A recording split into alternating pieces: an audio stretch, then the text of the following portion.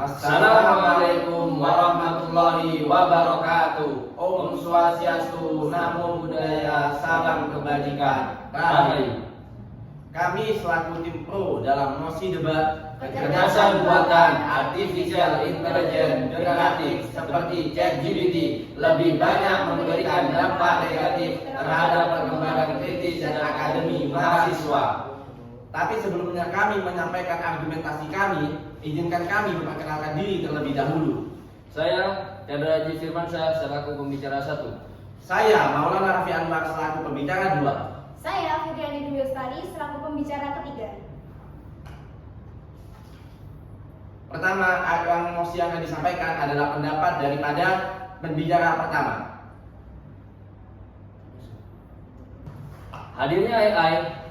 Hadirnya AI ini memberikan dampak negatif kepada manusia dalam kehidupan sehari-hari.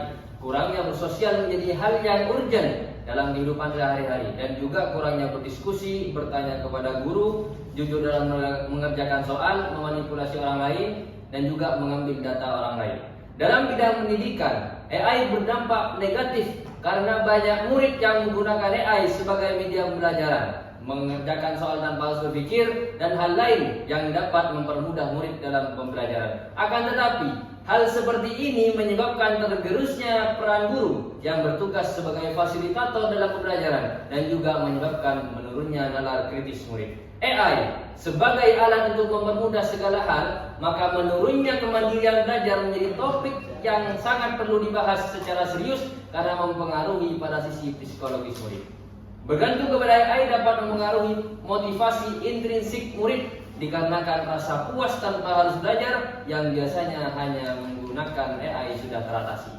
Menurunnya motivasi belajar menyebabkan kualitas hasil belajar yang rendah sesuai dengan turunnya motivasi belajar. Berdasarkan temuan dari kampus ternama di Amerika Serikat yaitu MIT dan UPenn atau Wharton di tahun 2025, siswa yang mengandalkan AI seperti ChatGPT untuk membuat tulisan dan riset mengalami penurunan dalam berpikir kritis, daya ingat, dan retensi pembelajaran. Diperkirakan 26% remaja menggunakan AI dalam tugas sekolah. Angka ini meningkat 2 kali lipat sejak tahun 2023. Berdasarkan data ini sudah jelas bahwa AI berdampak negatif dalam gaya hidup seseorang. Dalam hal lain, dekadensi etika digital perlu diperhatikan karena beberapa studi memaparkan bahwa banyak dari AI pendidikan yang memiliki kurangnya standar keamanan dan transparansi sehingga menyebabkan data murid yang disalahgunakan, dibocorkan, dan dieksploitasi secara komersial. Oleh karena itu, kegiatan belajar yang banyak difasilitasi oleh AI perlu diwaspadai supaya keinginan murid dalam mengembangkan kemampuan-kemampuan tidak hilang begitu saja. Baik, saya sebagai pembicara 2 dalam perwakilan kami sebagai tim pro ingin sangat menyetujui mosi debat pada kali ini karena secara empiris yang kita ketahui di lapangan banyak sekali plagiarisme serta penurunan kemampuan menulis, berimajinasi, dan critical thinking akibat daripada ketergantungan dari penggunaan AI di ranah para pelajar siswa dan mahasiswa di Indonesia. Juga ketergantungan dalam penggunaan AI yang berpotensi menurunkan kecerdasan kognitif, berpikir analitis, dan mendalam dari para mahasiswa yang ada di Indonesia. Menurut penelitian terbaru, saya tegaskan ulang dari MIT tadi, Massachusetts Institute of Technology di Amerika Serikat, lebih banyak tepatnya di Boston, melakukan pengujian untuk membuat suatu karya tulis terhadap 3 tipe orang. Tipe pertama yakni mereka yang menggunakan AI, dalam hal ini ada ChatGPT. Yang kedua adalah mereka yang menggunakan searching engineering atau mesin pencari seperti contohnya adalah Google. Dan tipe yang ketiga yang hanya sekedar mengandalkan brain only atau kemampuan otak kognitif mereka. Hasil akhir tes tersebut menunjukkan bahwasanya mereka yang terbiasa menggunakan ChatGPT cenderung tidak mampu dalam mengutip ulang atau menarik makna kesimpulan dari apa yang mereka ambil dari AI. Dalam hal ini adalah ChatGPT. Juga hal inilah yang menyebabkan terjadinya ketergantungan dan menyebabkan degradasi intelektual serta kecerdasan kognitif untuk para pelajar, dalam hal ini adalah mahasiswa. Maka dalam hal ini kemampuan literasi, numerasi, critical thinking, dan pengembangan kecerdasan kognitif mesti dikedepankan beriringan dengan mekanisme penggunaan AI. Descartes pernah mengatakan, "Cogito ergo sum," aku berpikir maka aku ada. Maka disinilah pentingnya berpikir analitik dalam penggunaan teknologi berbasis AI. Karena ChatGPT atau AI dalam hal ini yang memiliki pola afirmasi. Apa itu pola afirmasi? Pola afirmasi adalah pola untuk mengiyakan dan memberikan feedback atas ide-ide kita, walaupun itu irasional sekalipun, agar membuat kita puas. Nah, ketika itu diterapkan di dalam negara kita yang notabene masih mengalami kerendahan dalam literasi dan numerasi, ini akan menjadi sebuah fenomena di mana orang-orang akan menjustifikasi pemikiran mereka yang salah dengan menggunakan AI atau ChatGPT itu tadi. Juga yang kedua adalah memicunya pelanggaran berupa plagiarisme dalam ranah akademik.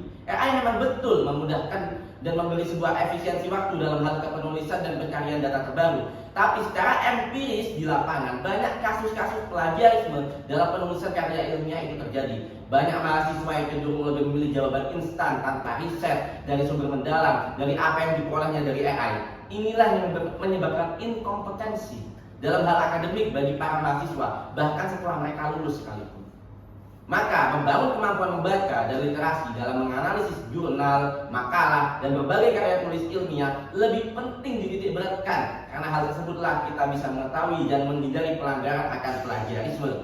Karena pada dasarnya ChatGPT dalam hal ini adalah AI dan yang lainnya itu hanyalah sekedar tools atau alat, tidak lebih dari itu. Yang lebih perlu kita tekankan adalah kemampuan dan kesadaran kita dalam menggunakan alat tersebut. Sedangkan konteks dalam kenyataan dunia pendidikan kita di Indonesia menunjukkan bahwasannya tingkat sektor literasi kita menurut data PISA 2022 hanya 371, jauh di bawah rata-rata OECD. Dan sebagai disclaimer, data PISA ini diambil berdasarkan bagaimana kemampuan masyarakat kita dalam memahami konteks, isi, dan makna bacaan. Kita memang sudah terlepas dari buta huruf secara aksara, tapi kita mengalami PR yakni buta huruf secara fungsional. Maka dari itulah kemampuan literasi menjadi lebih wajib daripada hanya sekedar mempelajari teknis penggunaan AI yang di sini notabene adalah suatu alat atau tools. Dewan juri yang terhormat, sesuai yang disampaikan pembicara pertama dan pembicara kedua, saya akan menambahkan bahwa AI adalah kecerdasan buatan di mana itu merupakan teknologi atau tools yang dapat memungkinkan komputer atau mesin sehingga menyerupai manusia. Di mana di sini AI digunakan untuk membantu, bukan untuk menangani masalah yang sedang dialami manusia. Keberadaan AI tidak hanya memberikan sisi positif, namun juga banyak melahirkan sisi negatif. Di kalangan pelajar, terutama mahasiswa, banyak ditemukan penggunaan AI mulai dari ChatGPT, Grammarly, Quizlet, dan masih banyak lagi. Data yang saya dapat dari survei yang telah dilakukan oleh Digital Education Council yang dilaksanakan tahun 2024 menyatakan bahwa setidaknya 86% penggunaan AI pada kegiatan belajar adalah mahasiswa S1, S2, dan S3 di 16 negara. Dan dari data tersebut pula, para mahasiswa menyatakan bahwa mereka tidak yakin dengan literasi AI mereka. Setidaknya ada 3 dampak negatif utama dari penggunaan AI, yakni 1. Kecanduan teknologi, di mana hal ini dapat mengganggu keseimbangan antara waktu belajar dan kesehatan mental setiap pribadi. Mahasiswa terkadang terlalu malas untuk mencerna informasi yang ada dan hanya menerima informasi buta daripada AI tool tersebut dan menggunakan waktunya untuk melakukan hal lain yang tidak berguna. Kedua, hilangnya kemampuan vital. Seperti yang dikatakan Mas Ragit tadi, cogito ergo sum, aku berpikir maka aku ada. Saya tegaskan sekali lagi, keberadaan AI sebagai alat pembantu, bukan untuk menangani masalah manusia secara dinamis. Ketersediaan AI menjadikan mahasiswa menjadi malas dan pasif untuk membaca, berpikir, dan memahami informasi secara mendalam tentang konteks dari subjek studi mereka. Perlu diketahui teman-teman semua, sumber acuan data yang dipergunakan oleh AI adalah data acak. Mereka hanya mengolah informasi sebanyak yang disediakan oleh blog atau artikel online dan menyimpulkan mereka tanpa mencantumkan dasar dan sumber yang jelas, sehingga informasi yang diberikan kurang memuatkan dan kurang komprehensif. Ketiga, moral. Seperti yang saya tegaskan barusan, sumber acuan yang digunakan AI adalah data acak, jadi tidak menutup kemungkinan bisa terjadi plagiarisme. Dan data yang dikemukakan oleh Rifan Nurmala dalam jurnal ilmiahnya, problematika penggunaan artificial intelligence pada mahasiswa Universitas PGRI Jombang. Dari data tersebut bisa dinyatakan bahwasanya terdapat 40% mahasiswa sering menyadari adanya plagiarisme, 43 jarang, dan 17% tidak pernah menyadari adanya plagiarisme. Tindakan plagiarisme dalam pembuatan jurnal karya ilmiah, makalah, proposal, skripsi, dan lainnya adalah salah satu pelanggaran terhadap hak cipta sesuai dengan Undang-Undang Nomor 28 Tahun 2014 tentang Hak Cipta. Di sana tertera mengatur bahwa plagiarisme merupakan salah satu bentuk pelanggaran hak cipta yang dilarang. Pelanggaran ini dikenai sanksi 10 tahun atau denda 4 miliar untuk penggunaan secara komersial. Tindakan plagiarisme adalah tindakan pelanggaran terhadap sila kelima, di mana pihak pemilik karya merasa ketidakadilan bahwa karyanya diambil tanpa sepengetahuan mereka.